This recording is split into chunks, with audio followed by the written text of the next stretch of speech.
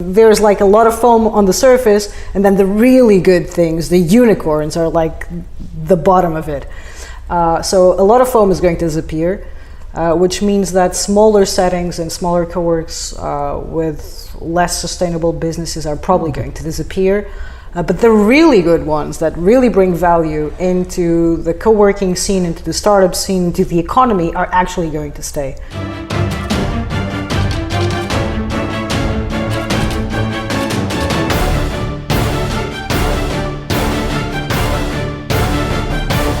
Hello, we're here with Catarina Nunes, the founder of Space 3D. Catarina, how are you? I'm fine, thanks. Welcome for enjoying staying here and being here with us today. Thank you. So we want to know about this interesting space you have here, a co-working space in Lisbon.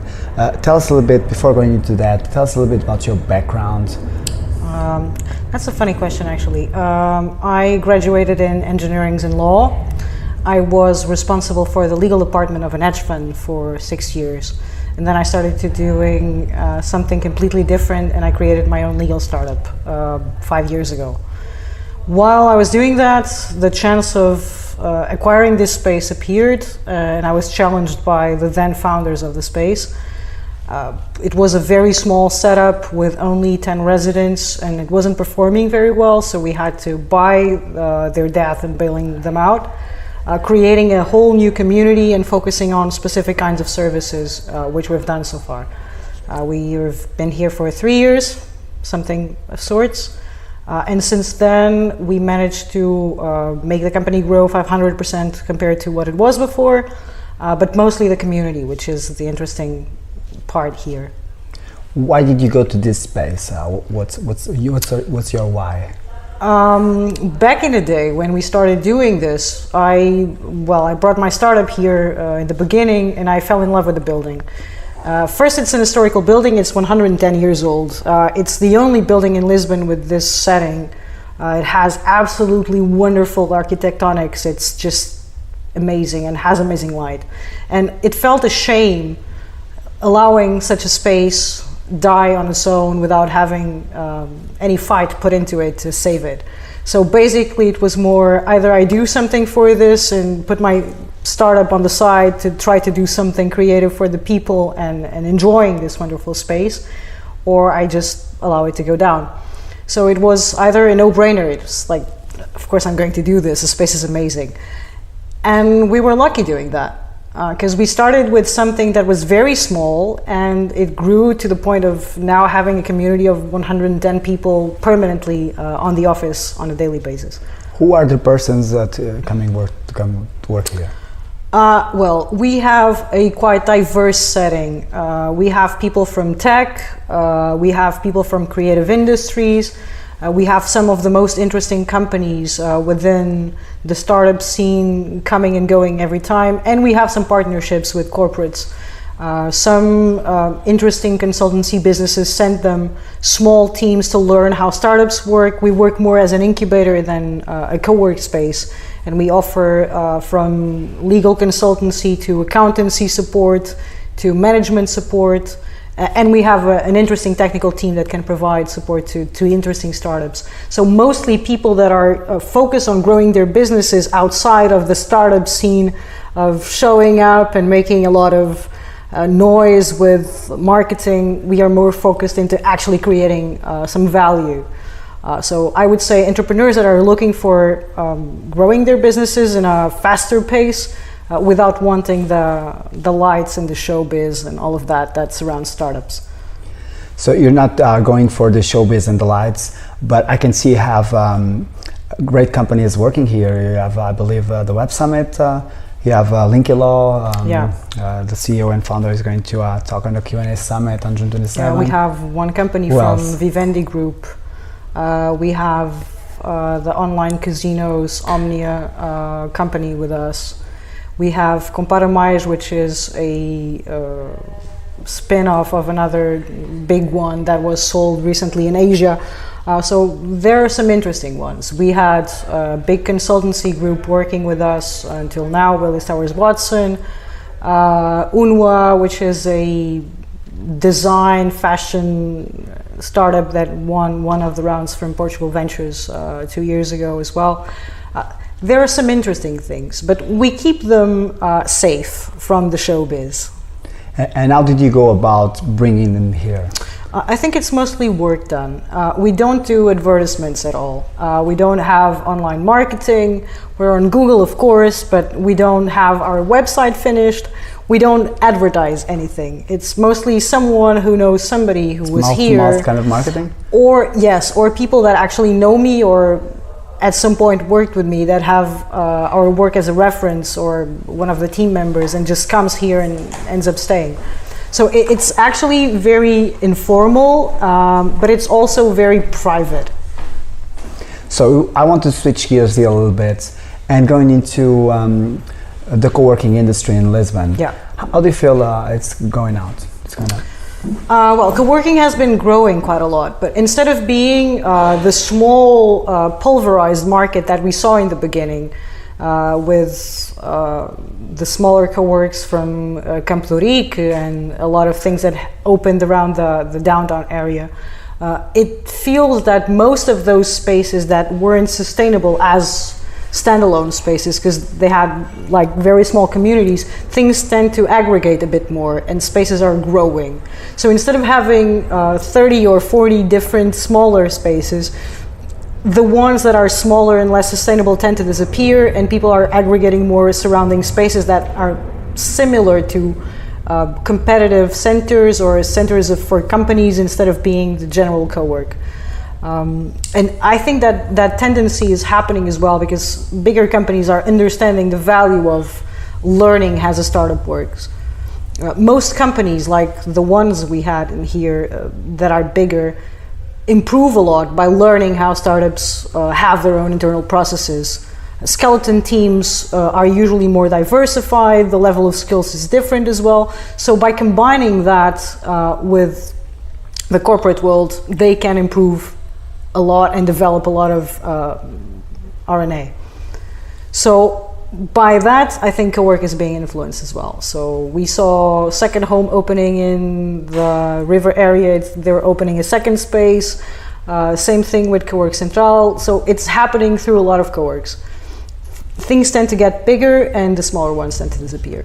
From your experience, walk us through a snapshot of where we're coming from in terms of the Lisbon co-working space, our industry, 5 years ago now, and 5 years in the future. Where do you see it going? Well, 5 years ago, we started around 3 years ago, even though the space we're in existed before. There were a lot of different players in the market. It was more focused on a different kind of co-working, more nomadic people coming over, and it wasn't something as a startup community.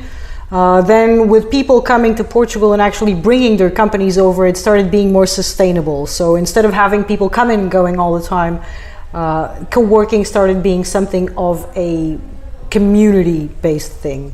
So there's a lot of foreign companies coming over. People usually allocate themselves to specific places and they kind of create their businesses, their teams, and their structures in there. So I would say that's what's happening currently. Instead of being the nomadic people that came for tourism and for knowing Lisbon because it was the hype of the moment, now people actually stay here and they're looking for human capital. Yeah, and they're looking for human capital because we have a lot of people with higher training and they're very skilled professionals that didn't actually have a market before. And with the startups coming, they started realizing that on a human resources level, we are actually great.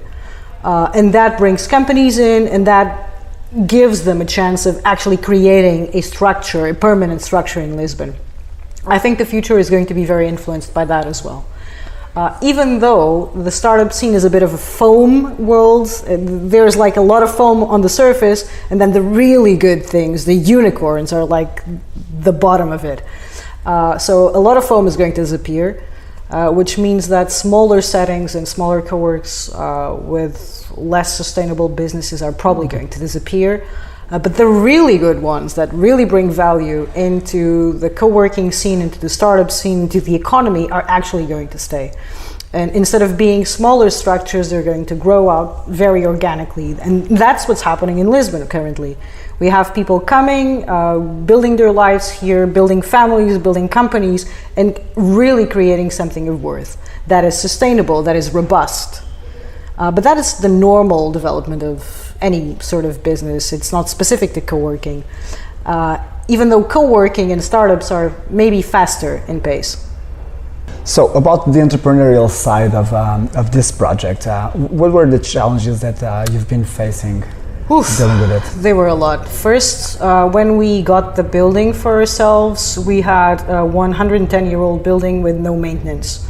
So we had to bootstrap everything. From painting walls to fixing windows, we learned how to do everything, and we did it ourselves. We didn't have any external investment or any funding. It was everything done with our own means, so that was difficult. It's difficult to choose communities as well. For having a setup that allows people to feel comfortable and secure in an environment where they can just build their businesses without having to worry about anything, we need to do community management. And community management is not having great events, it's not thinking about awesome workshops, it's not just that. It's having a structure that allows people to live without noticing what's going on in the background. And everything needs to run. And it's difficult to tell clients that are residents what they have or what they have not to do. So it's a different way of exerting management on people. I'm managing 110 people that are not my employees, they're my clients, but I still need to manage the community as if they were my own company. Besides all the other problems and finding human resources and building an awesome technical team and developing other projects, and we have several that are way beyond just co-working. It's very challenging. It's also very interesting doing so.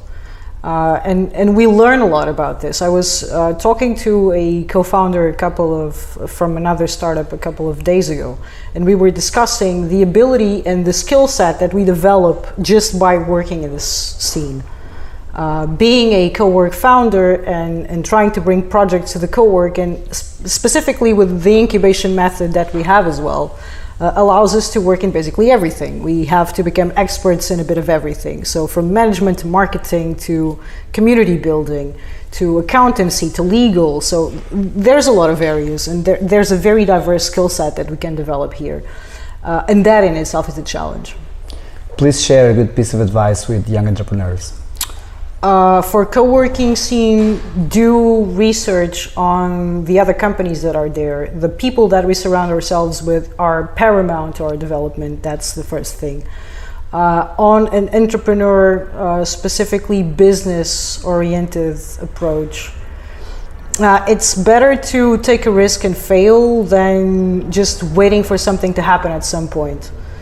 If I was staying in my level of comfort in my area of knowledge, I would have studied engineering and then law, and I wouldn't have done anything. So, and I was very questioned specifically by my family and my close ones about what I was doing in my life, because it was unusual for someone from the banking industry, from science and from law, and then quitting everything and just opening a business and losing the benefits of life that I had. But it was an amazing challenge, and I would say I wouldn't be the same person if I hadn't done it. So if you have a chance to take a risk, do so. Catarina, thank you very much for this interview. Welcome.